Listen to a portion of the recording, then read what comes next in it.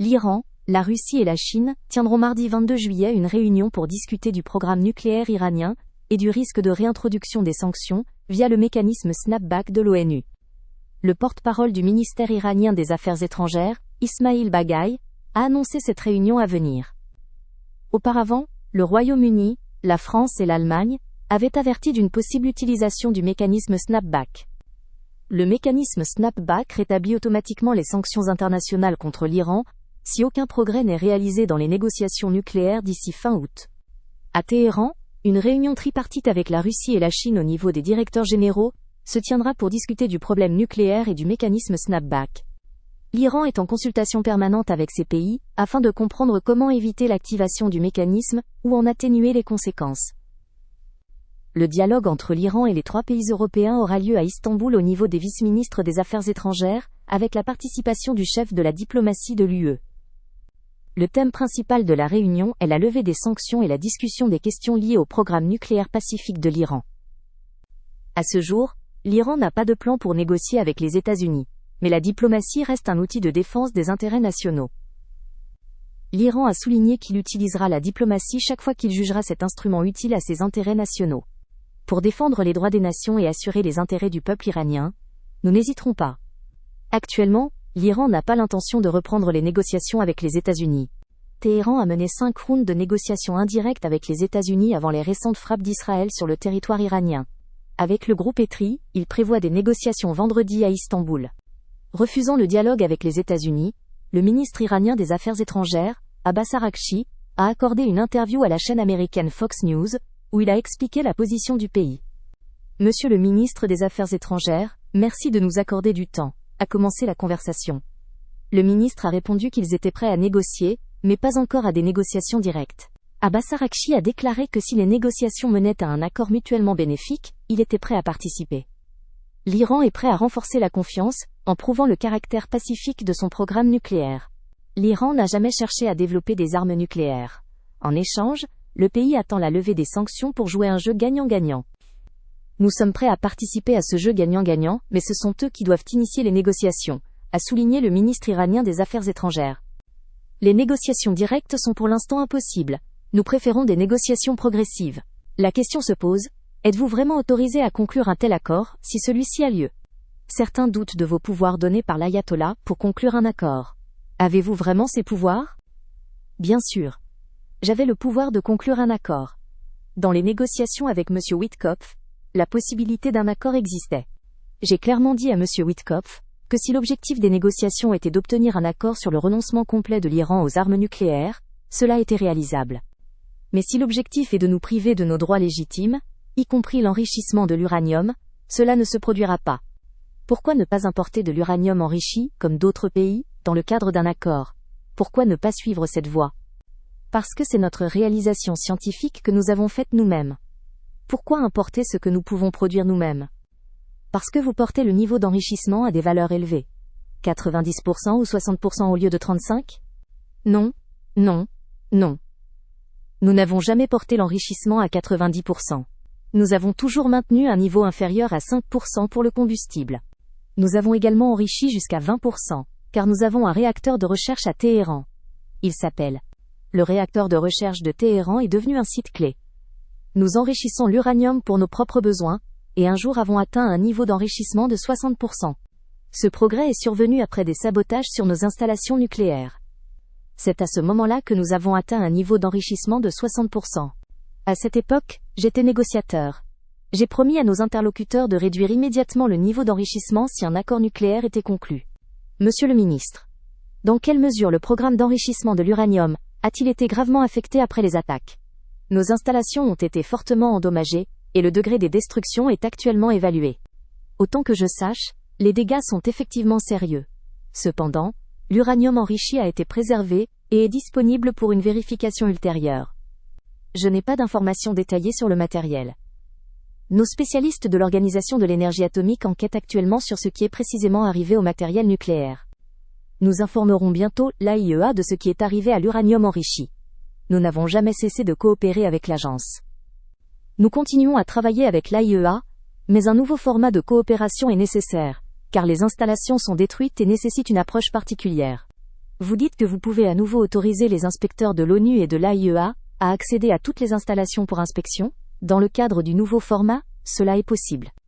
Toute demande de visite de l'agence sera examinée au cas par cas en tenant compte des circonstances et de l'état des installations. Les décisions concernant les actions sur le site, y compris l'envoi d'inspecteurs, doivent être soigneusement examinées par le Conseil suprême de sécurité nationale iranien, pour des raisons de sécurité et de protection. Compte tenu de ces considérations, la question se pose. L'Iran prévoit-il de restaurer son programme d'enrichissement de l'uranium? Est-il en cours ou arrêté en raison des dommages importants? Le programme est actuellement arrêté en raison des dommages importants. Cependant, l'Iran ne peut pas renoncer à l'enrichissement, car c'est une réalisation de ses propres scientifiques et une fierté nationale. L'enrichissement de l'uranium est extrêmement important pour l'Iran. Les autorités sont prêtes à participer à des négociations pour garantir que l'enrichissement est destiné uniquement à des fins pacifiques. L'Iran préfère une solution diplomatique. Les autorités ne sont pas prêtes à renoncer à l'enrichissement, devenu une affaire d'honneur et de dignité nationale. On peut être certain que l'Iran entend poursuivre l'enrichissement, tout en préférant parvenir à une solution par la négociation et le dialogue. Monsieur le ministre, avec tout le respect que je vous dois, cette inquiétude ne concerne pas seulement les États-Unis et Israël, mais aussi d'autres dirigeants mondiaux. Pourquoi installer une installation nucléaire profondément sous une montagne? C'est un des arguments des critiques. De plus, le président Trump a déclaré qu'il n'hésiterait pas à frapper de nouveau, si l'Iran tentait de relancer son programme d'enrichissement. Comment répondez-vous aux propos du président Trump? En raison des menaces constantes, la situation reste tendue et suscite une inquiétude internationale. Auparavant, des deux côtés, Israël et les États-Unis, nous n'avions pas d'autre choix que de protéger nos installations, matériaux et scientifiques contre les menaces. Mon message aux États-Unis est le suivant. Cherchons une solution convenue concernant le programme nucléaire iranien, comme cela a été fait en 2015. Après 2 ans et demi de négociations auxquelles j'ai participé personnellement, nous avons atteint un accord appelé Plan d'action global conjoint, PAGC. Bien que l'administration actuelle ne l'approuve peut-être pas, nous sommes capables d'aboutir à un accord similaire, ou même meilleur pour toutes les parties. Il a déjà été prouvé qu'il n'existe pas d'option militaire pour détruire notre programme nucléaire, malgré la destruction de certaines installations et des dégâts importants. La technologie reste entre nos mains, notre programme d'enrichissement n'est pas importé de l'extérieur, et ne peut être détruit par des bombardements. C'est notre réalisation autonome, un développement et une technologie propre, soutenus par les connaissances de nos scientifiques qui continuent de travailler sur place. Les bâtiments peuvent être reconstruits, l'équipement remplacé, car nous possédons la technologie et l'expertise malgré les attaques récentes. L'attaque récente a seulement prouvé qu'il n'existe pas de solution militaire pour notre programme nucléaire, et qu'il nécessite une approche diplomatique. Je vous dis, il existe une solution diplomatique pour notre programme nucléaire, que nous avons déjà mise en œuvre avec succès une fois. Par le passé, nous avons déjà accompli de telles tâches et sommes prêts à le refaire. Comment décririez-vous l'état actuel du programme de missiles iranien après la guerre avec Israël? Pendant la guerre avec Israël, des centaines de missiles ont été utilisés, beaucoup ont été détruits. Comment caractérisez-vous la situation actuelle? Je pense qu'à l'heure actuelle, tout va bien. Les capacités sont maintenues. Nos missiles sont le moyen de défense le plus fiable du pays. C'est pourquoi nous poursuivons notre programme de missiles. Il est toujours en très bon état, et nous avons suffisamment de missiles pour l'autodéfense. L'ayatollah est en bonne santé. Nous ne l'avons pas entendu depuis longtemps. Je l'ai rencontré aujourd'hui. Il est en excellente santé et en bonne forme. Je considère que tout le système en Iran est assez stable et fort, malgré tous les défis et pressions externes. Monsieur le ministre, l'Iran tente-t-il de tuer l'ancien président Trump et d'autres hauts responsables pour l'assassinat de Qassem Soleimani? Non, nous n'avons jamais fait une telle déclaration. Peut-être que certaines personnes ont parlé, mais ce n'est pas la position officielle de l'Iran. Monsieur le ministre, qu'en est-il des déclarations de l'ayatollah sur la mort de l'Amérique? Cela signifie-t-il la mort de Trump, n'est-ce pas? Le journal New York Post a écrit sur le financement participatif en Iran via une fatwa, prétendument collectant 40 millions de dollars pour une récompense sur la tête de Trump. Une société créée par un groupe appelé Serment de sang est apparue après que les dirigeants spirituels iraniens ont émis des fatwas, des ordres d'assassinat contre Trump. L'administration américaine prend cela au sérieux. Cependant, je considère que c'est de la propagande. Le guide suprême d'Iran a toujours dit que la mort de l'Amérique signifie la fin de l'hégémonie américaine, pas la mort du peuple. Il est possible qu'il y ait des radicaux à l'intérieur ou en dehors de l'Iran qui s'expriment comme vous l'avez dit. Mais cela n'a jamais été la politique officielle de l'Iran. Tuer quelqu'un en dehors de l'Iran, surtout un président d'un autre pays, ce n'est pas notre politique et cela ne le sera jamais. Nous ne soutenons pas de telles actions. Avec tout le respect que je vous dois, vous fournissez des armes, des drones et des missiles au Hezbollah, au Hamas et aux Houthis, qui tirent sur des navires américains et internationaux. Il est évident que les actions du Hamas et du Hezbollah mènent à la mort de personnes et à l'escalade du conflit. Vous soutenez ces groupes. Sont-ils vos proxys? Je ne ferai pas de comparaison, mais ce que vous dites est exactement ce que font l'Amérique et Israël. Les États-Unis fournissent à Israël toutes sortes d'armes, y compris des armes de haute technologie. Ces armes sont utilisées pour tuer des gens, ce qui aggrave la situation et conduit à davantage de violence et d'instabilité dans la région. En Palestine, à Gaza, en Cisjordanie, au Liban, en Syrie, et désormais en Iran et au Yémen, des événements affectent de nombreux peuples et régions. Nous considérons que les combattants de la liberté, tels que le Hamas, le Hezbollah, les Houthis, mènent une lutte juste, et nous les avons toujours soutenus politiquement et de diverses manières. Nous pensons qu'ils luttent pour un objectif tout à fait légitime, même si leurs paroles évoquent la lutte pour effacer Israël de la surface de la terre. Mais ce sont leurs paroles et leurs affaires. Ils combattent pour leur patrie et peuvent dire ce qu'ils veulent. Ce n'a jamais été la position officielle de l'Iran. Prévoyez-vous de continuer à soutenir le Hamas, le Hezbollah, les Houthis? Nous les soutiendrons tant qu'ils lutteront pour leurs revendications justes.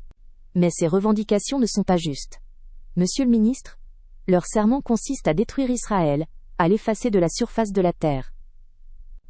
Je crois que les Palestiniens luttent pour le droit à l'autodétermination. Israël a créé un système d'occupation des terres palestiniennes et des massacres de Palestiniens. Permettez-moi de conclure ici. Nous vous sommes vraiment reconnaissants pour votre temps et pour être venus en parler. Message. Aujourd'hui, vous avez exprimé l'idée qu'un règlement négocié est possible. Vous envoyez un message de paix, mais le refus de l'enrichissement de l'uranium en Iran est impossible, c'est une ligne rouge pour le pays. C'est précisément ce que vous voulez transmettre aujourd'hui. Si l'objectif est de garantir que l'Iran ne possède jamais d'armes nucléaires, c'est réalisable. Mais priver le pays du droit à l'enrichissement de l'uranium causera des difficultés. L'enrichissement de l'uranium est actuellement arrêté en raison des attaques contre nos installations. Cependant, tout règlement doit inclure le droit à l'enrichissement à l'avenir, car c'est notre droit légitime dont nous ne renoncerons pas. Si l'accord inclut une réduction de la production de missiles ou du financement de groupes terroristes proxy, que vous appelez des combattants de la liberté, cela peut faire partie de l'accord. Concernant nos missiles, c'est notre outil de défense le plus fiable. Nous ne pouvons pas nous désarmer. Qui accepterait une telle proposition? Nous ne renoncerons jamais à cette protection. Nos missiles ont un caractère dissuasif, destiné à la défense, pas à l'attaque. Les missiles iraniens ne seront jamais équipés d'ogives nucléaires, c'est absolument certain. Et enfin, pouvez-vous imaginer une situation où des négociations directes auraient lieu avec? À l'heure actuelle, il n'y a pas de contact avec le président Trump ou son administration, mais à l'avenir tout est possible. Tout dépend de la volonté de l'Amérique de traiter avec l'Iran sur un pied d'égalité. Il est important que les relations soient fondées sur le respect mutuel et des intérêts communs. Alors l'Iran est prêt à poursuivre le dialogue sur diverses questions avec les États-Unis.